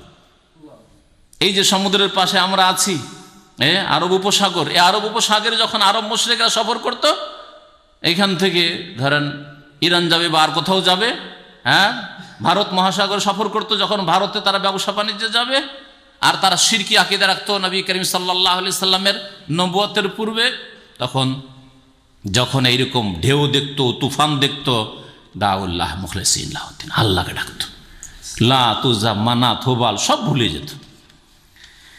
ফালাম্মা নাজ্জাহুম ইলাল বাররি, অতঃপর আল্লাহ পাক তাদেরকে যখন পরিত্রাণ দিতেন স্থলে নামিয়ে, স্থলে পৌঁছে দিলেন, সমুদ্রের তীরে গিয়ে নেমে গেল, পরিত্রাণ পেয়ে গেল বিপদ থেকে। অন্য আয়াতে রয়েছে ইজাহুম বিরব্বিহিম ইউশরিকুন, তখন আল্লাহ পাকের সাথে তারা শিরিক করা শুরু করে। এখন সুখ এসছে, স্বস্তির শ্বাস নিতে পেরেছে, আর অসুবিধা নেই। তখন মূর্তিটা ব্যাগে ভরে মূর্তি নিয়ে গেছে, লাতু জাহবাত মানা, আর তারা নিয়ে যেত কিসের মূর্তি জানেন? ছাতু দিয়ে, যেমন আমাদের দেশের মুশরিকরা মূর্তি তৈরি করে তো মাটির, এরা ছাতু দিয়ে তৈরি করতো, কারণ এটা দুটোই কাজ হবে, পূজাও হবে আর অনাহারে কাজে লাগে। তো ছাতুর মূর্তি তৈরি করে নিয়ে যেত, আর ছোট এটা বইতেও সুবিধা হইতো। এখানে অনেক মুশরিকরা আসে আর এরকম নিয়ে এসছে, নিয়ে আসে রুমে রেখে দিলে একটু পূজা সকাল সন্ধ্যা করে দিলাম। আরো মুশরিকরা তাই করতো, ওই ছাতুর মূর্তি শুকিয়ে নিয়েছে, ছাতু সেনে, তারপরে মূর্তি বানিয়ে রেখে দিল, সকাল বিকেলে একটু পূজা করে নিল, তারপরে চললো, সফরে যাচ্ছে, খুব খিদা লাগলো, আর খেজুর নিয়ে রাস্তার সম্বল শেষ, তখন হচ্ছে ওই ছাতুর মূর্তিকে কামড়িয়ে খেত। আরব মুশরিকেরা ইসলাম গ্রহণ করার পরে নিজের উপর, আপনারা যেমন হাসলেন তার চাইতে বেশি তারা নিজেদের উপর হেসেছে, যে হাই আফসুস, আমরা এই কাজ করতাম, যেই দেবদেবীর পূজা করতাম সেই দেবদেবীকে চিবিয়ে খেতাম। সাহাবায়ে কেরাম নিজেদের জীবনের উপর হাসতেন, বিগত শিরক কুফরি জীবনের উপর।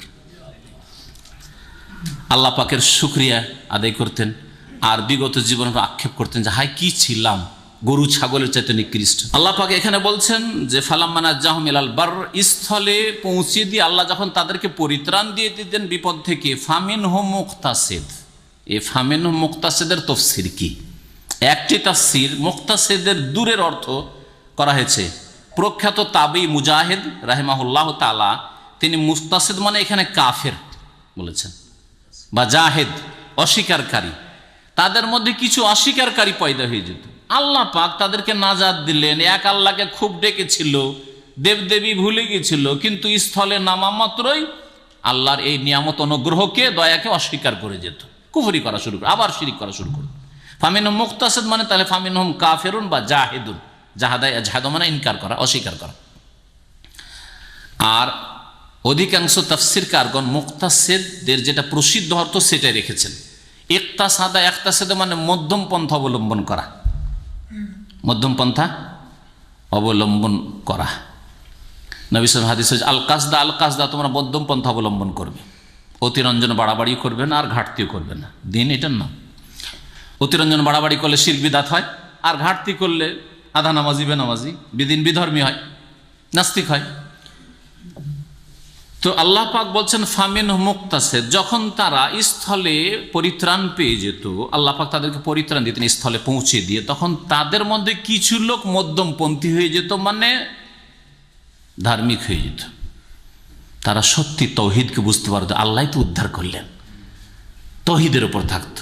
কিন্তু ফামিন হোম অধিকাংশ ওর উল্টো হইতো। ফামিন হোম কিছু লোক তো মুক্তাসিদ মধ্যমপন্থী হইতো, মানে মমিন হয়ে থাকতো। ও আকসার অধিকাংশই মুশরিক হয়ে যেত। অধিকাংশ আবার শিরক করা, দেবদেবীর পূজা শুরু করে দিত। তাহলে আরব মুশরিকেরা এই আয়াত দ্বারা স্পষ্ট হইল যে সব সময় শিরিক করতো না। কখন শিরিক করতো? সুখের সময় শিরিক করতো। আরামে আছে, আয়েশা আরাম করেছে তখন এই মূর্তি পূজা করতো আর শিরিক করতো। পক্ষান্তরে যখন দুঃখ আসতো, কষ্ট অত সংকটের মুহূর্তে এক আল্লাহকে ডাকতো, তখন তাদের ইমান বিশ্বাস মজবুত হয়ে যেত। এই ছোট ছোট খোদা বাঁচাইতে পারবে না, ওই বড় খোদাই বাঁচাবে।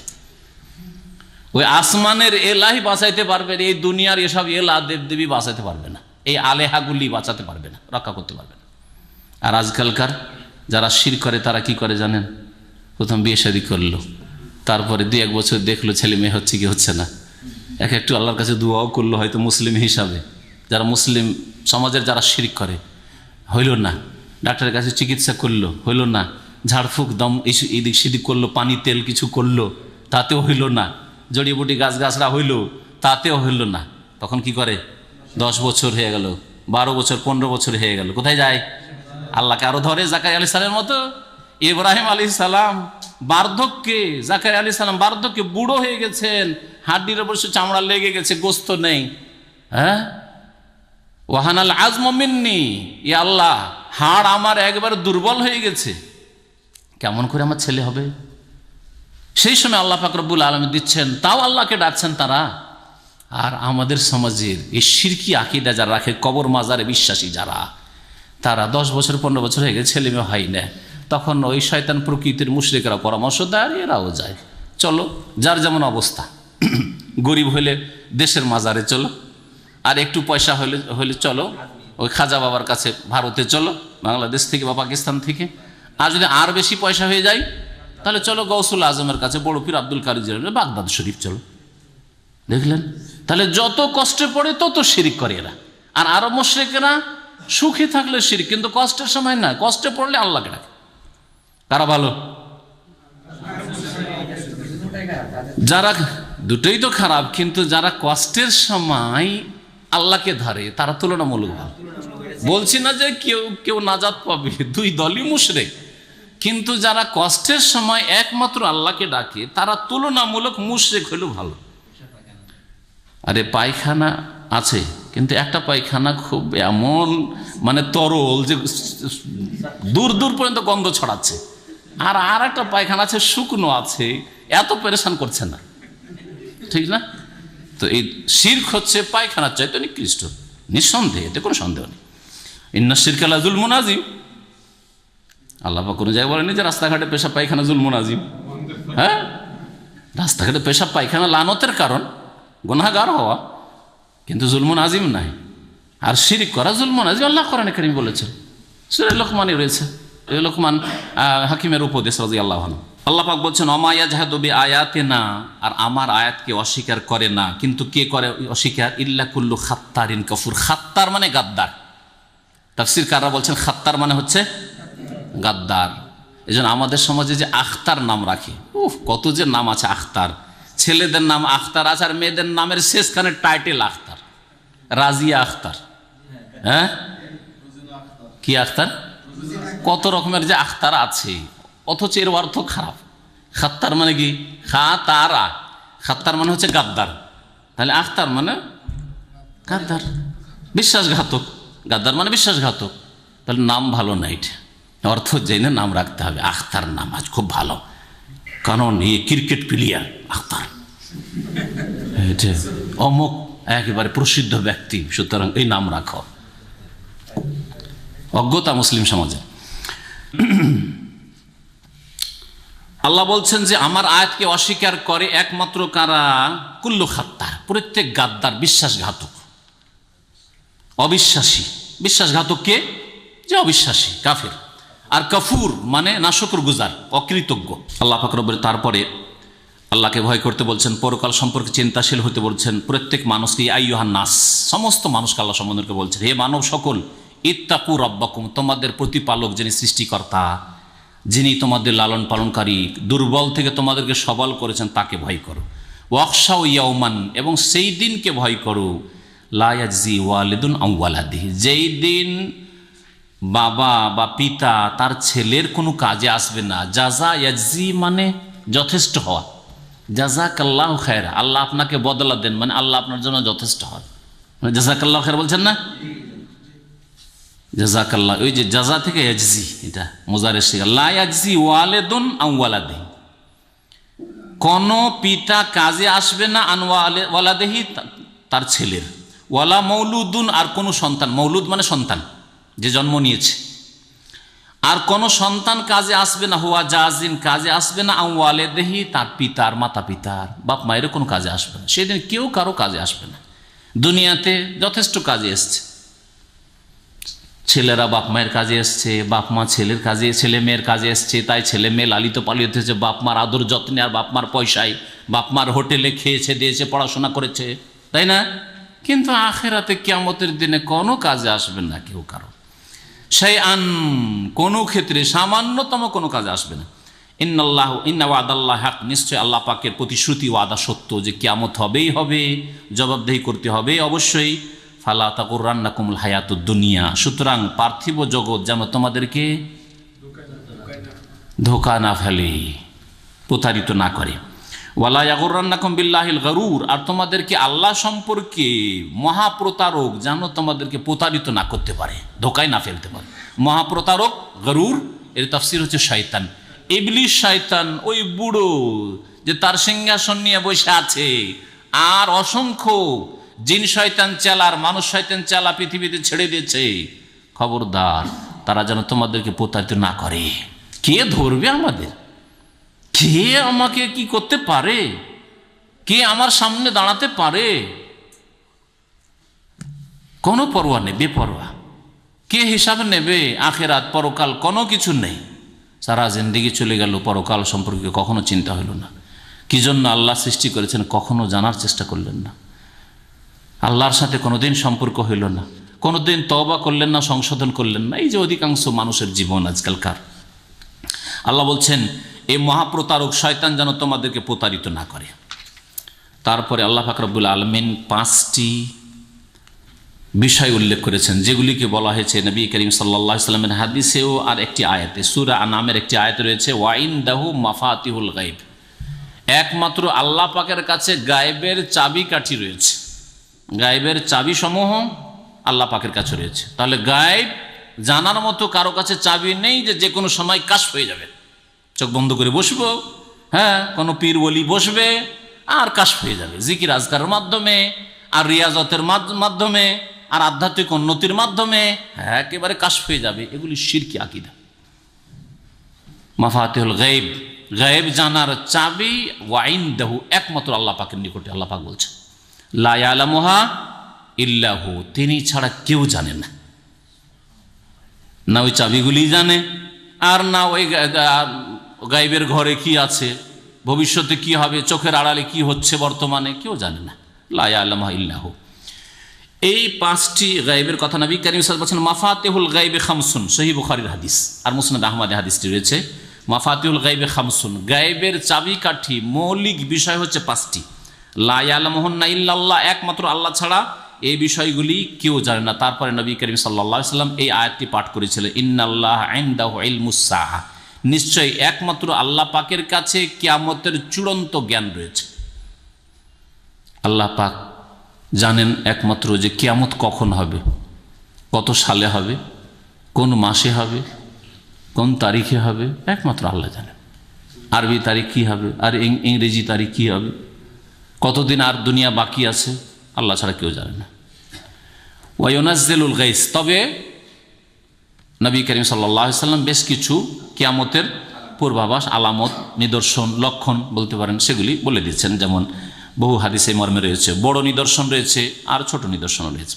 ওয়ায়ুনাজ্জিলুল গাইস, আর দ্বিতীয় হচ্ছে বৃষ্টি বর্ষণ করা। একমাত্র আল্লাহ বৃষ্টি বর্ষণ করেন, আল্লাহ জানেন যে কখন কত পরিমাণ বৃষ্টি কোথায় হবে। যান্ত্রিক যুগে সামান্য কিছু পূর্বাভাস আবহাওয়া সম্পর্কে আবহাওয়া দফতর বললেও এটা গায়েব নয়। বরং তার লক্ষণ আকাশে এসে গেছে তাই বলতে পারছে।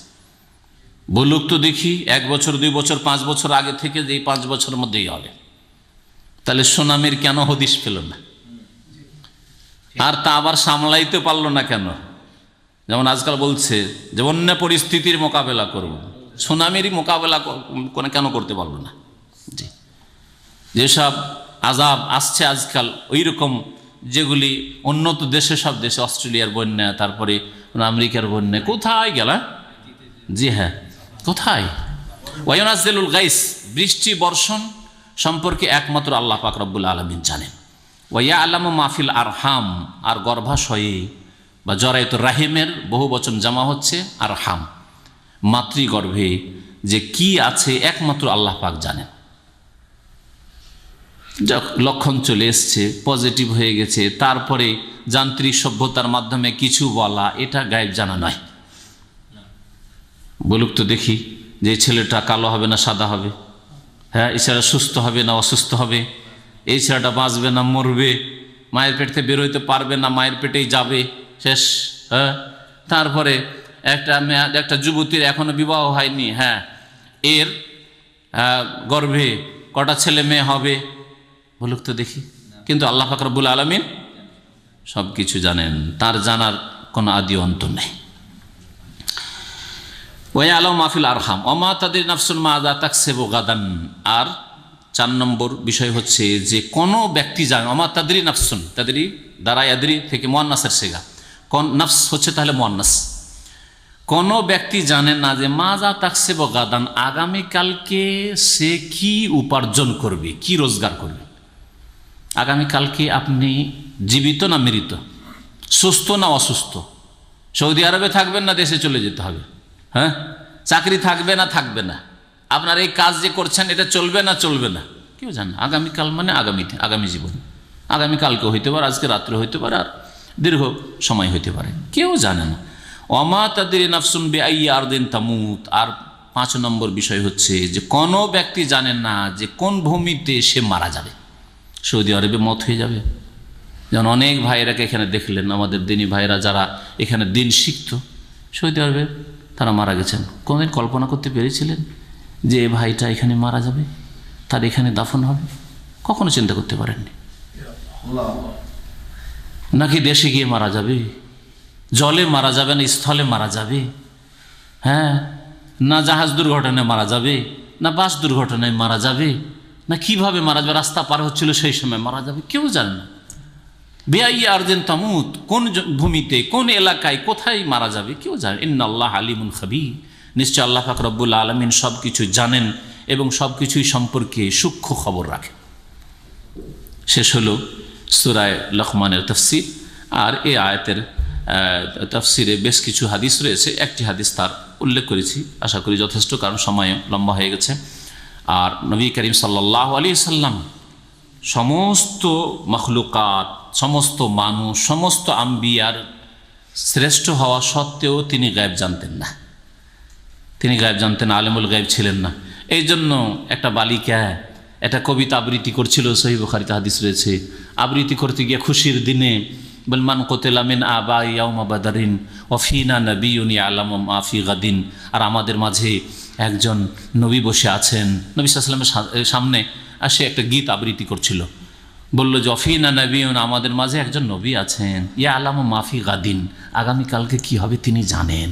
নবী করিম সাল্লাল্লাহু আলাইহি ওয়াসাল্লাম এই কথা বললেন না যে অসুবিধা নেই, না বালিকা বাচ্চা, অসুবিধে কি এতে? যেমন আজকালকার এক শ্রেণী মূর্খরা বলে যে না কি করবেন, ছোট ছেলে, আপনার ছেলে অন্যায় করেছে, আর আপনি যদি বলেন যে আমার ছেলে তো অবুঝ ছেলে, এটাকে ধরে বসে আছেন আপনি, অবুঝ ছেলে, ছোট ছেলে, বুজুরা, আরবরা বলে বুজুরা মাফি মুশকিলা। আর আমাদের বাঙালি মানুষ বললে যে আমার অবুঝ ছেলেটার উপরে আপনার এত আক্রোশ, আরে আমি হইলে কি ভুল করতাম, আমি হইলে তো এই কাজ করতাম না, আমি হইলে কি কথা বলতাম, অবুঝ ছেলে, ছোট ছেলে, কি ধরে বসে আছেন? হ্যাঁ, নিজের ছেলেকে শাসন করা উচিত ছিল, নাকি ওই লোককে শাসন করবেন? হ্যাঁ, যে আপনার ছেলেকে আদব শিখাতে চাই, বা আপনাকে একটু এসে বলছে আপনার ছেলের বদচরিত্র সম্পর্কে, খারাপ ব্যবহার সম্পর্কে, আপনাকে খুশি হওয়া উচিত, জাযাকাল্লাহ খায়র, আমি ছেলেকে দেখছি, আল্লাহ হিদায়াত করুক ওকে। তো আল্লাহ পাক রব্বুল আলামিন বুঝার তৌফিক দান করেন, সংশোধন করার তৌফিক দান করেন। তো নবী সাল্লাল্লাহু আলাইহি ওয়াসাল্লাম যদি আলেমুল গায়ব না হয়, তো ওলিয়া আউলিয়া হুজুর বুজুর্গানের দিন তারা কেমন করে আলেমুল গায়ব হয়ে যায়? তারা কি করে জেনে নিল যে জাহাজ ডুবছে? হ্যাঁ, তারা কি করে জানলো যে ওখানে আমার মুরিদান ফেসে ইবনে বতুতা গিয়ে আসামে গিয়ে কোথায় হারিয়ে, জঙ্গলে হারিয়ে গেছে? আবার শাহজালাল কি করে জানলো? এই বক্তব্য একজন বড় প্রখ্যাত বক্তা, তার বক্তব্য আমি শুনেছি মদিনা ইউনিভার্সিটিতে যখন থাকতাম, আমাকে অনেকগুলি ক্যাসেট চেক করার জন্য দিয়েছিল। তা আমি ভাবতাম যে এদের বেদাতি আকিদাতে মনে হয় এদের হুঁশ দিশা নেই যে কি বলছে। বক্তব্য বলে দিল ইবনে বতুতা হারিয়ে গিয়েছিল আর শাহজালাল মরিদানদেরকে পাঠাইলো, আর আসাম আর সিলেট তো তখন এক ছিল, সিলেট থেকে গিয়ে আসামের জঙ্গল থেকে উদ্ধার করে ইবনে বতুতা মরক্কো থেকে বেরিয়েছে, তাকে নিয়ে চলে আসলো। কিন্তু এতে কি শিখলেন? শিরকি আকীদা, তাই না? আর দুঃখের বিষয়, এই 3-4 বছর আগে আরাফাত পত্রিকাতে লিখেছে, আরো আশ্চর্য হয়ে গেল। আরাফাত পত্রিকাতে এই ঘটনা লিখেছে একবার। যারা লিখে, যারা এডিটর, তারা যে কি করে বসে বসে আল্লাহ জানে। সহি আকীদার দাবিদার আর ইবনে বতুতার এই কিসসা ভণ্ডরাও বয়ান করেছে, আর আরাফাত পত্রিকা তো পেশ করা হচ্ছে। কোথায় আমাদের জ্ঞান শরীয়ত সম্পর্কে, দিন সম্পর্কে? আল্লাহ পাক যেন বোঝার তৌফিক দান করেন, সংশোধন করার তৌফিক দান করেন। আল্লাহ পাক রব্বুল আলামিন যেন আমাদের আকীদার সংশোধনে তৌফিক দান করেন, ইবাদতে সুন্দর আমাদেরকে হওয়ার তৌফিক দান করেন, সুন্দরভাবে আল্লাহ পাকের ইবাদত বন্দেগীর তৌফিক দান করেন। আল্লাহ পাক রব্বুল আলামিন আমাদের আখলাক, আমল, চরিত্র ভালো করার জন্য তৌফিক দান করেন। দুনিয়ার সমস্ত অনিষ্ট থেকে, ফিতনা থেকে আল্লাহ পাক আমাদেরকে যেন বাঁচিয়ে রাখেন। আল্লাহ পাক রব্বুল আলামিন আমাদের দুনিয়াকেও সুন্দর করেন, আর আখিরাতকে সুন্দর করার আল্লাহ পাক যেন আমাদেরকে তৌফিক দান করেন। সুবহান রাব্বিকা রাব্বিল ইজ্জাতি আম্মা ইয়াসিফুন ওয়া সালামুন আলাল মুরসালিন ওয়ালহামদুলিল্লাহি রাব্বিল আলামিন। এই আমরা জানতে পারলাম এই আয়াতের মাধ্যমে যে মাতৃ গর্ভে কি আছে আল্লাহ তাআলা কেউ জানেন। মসজিদ গোলাম মুর্তজা সাহেব জেনে নিলেন আশরাফ আলী থানভীর মাতৃ গর্ভে কি কি আছে, কয়জন সন্তান আছে। ভণ্ড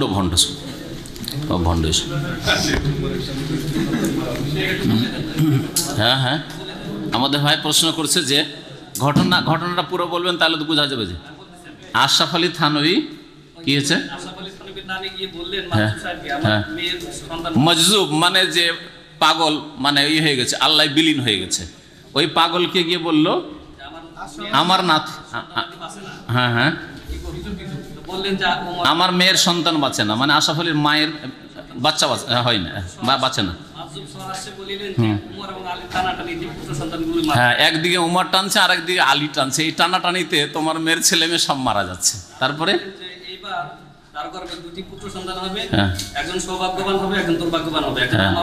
দুটো বাচ্চা জন্মাবে, একটা সৌভাগ্যবান হবে, একটা দুর্ভাগ্য হবে। হ্যাঁ হ্যাঁ, দুনিয়াদার হবে। তো ওদের কি নাম রাখিও? মনে হয় এরকম কিছু আছে ঘটনা। হ্যাঁ, ওই ছেলেটাকে কি করবে? আলীর হাওয়ালা করে, আলীর সুপর্দ করে দিবে। আল্লাহর উপর তাওয়াক্কুল না, আলীর উপর ভরসা করি। হ্যাঁ, শিয়া মতবাদ, রাফেজিদের মতবাদে ঢুকেছে এই সুন্নি বিদাতদের মধ্যে। হ্যাঁ, একজনের নাম আশরাফ আলী রাখবে, আর একজনের নাম আকবর আলী হবে। হ্যাঁ, রাখবে। আশরাফের সাথে আলী লাগিয়ে দিল, বেঁচে গেল। আকবরের সাথে আলী লাগিয়ে দিল, বেঁচে গেল। এইভাবে আমাদের দেশে মনে হয় জয়েন্ট নাম শুরু হয়েছে, আকবর আলী, আশরাফ আলী, আশরাফ হোসেন, আকবর হোসেন, মোহাম্মদ আলী, মানে লাগাইতে হবে একটা আলী হোসেন, কিছু লাগাইতে হবে। আল্লাহ মুস্তাআন। শিরকি আকীদা এগুলি স্পষ্ট শিরকি আকীদা। জি হ্যাঁ।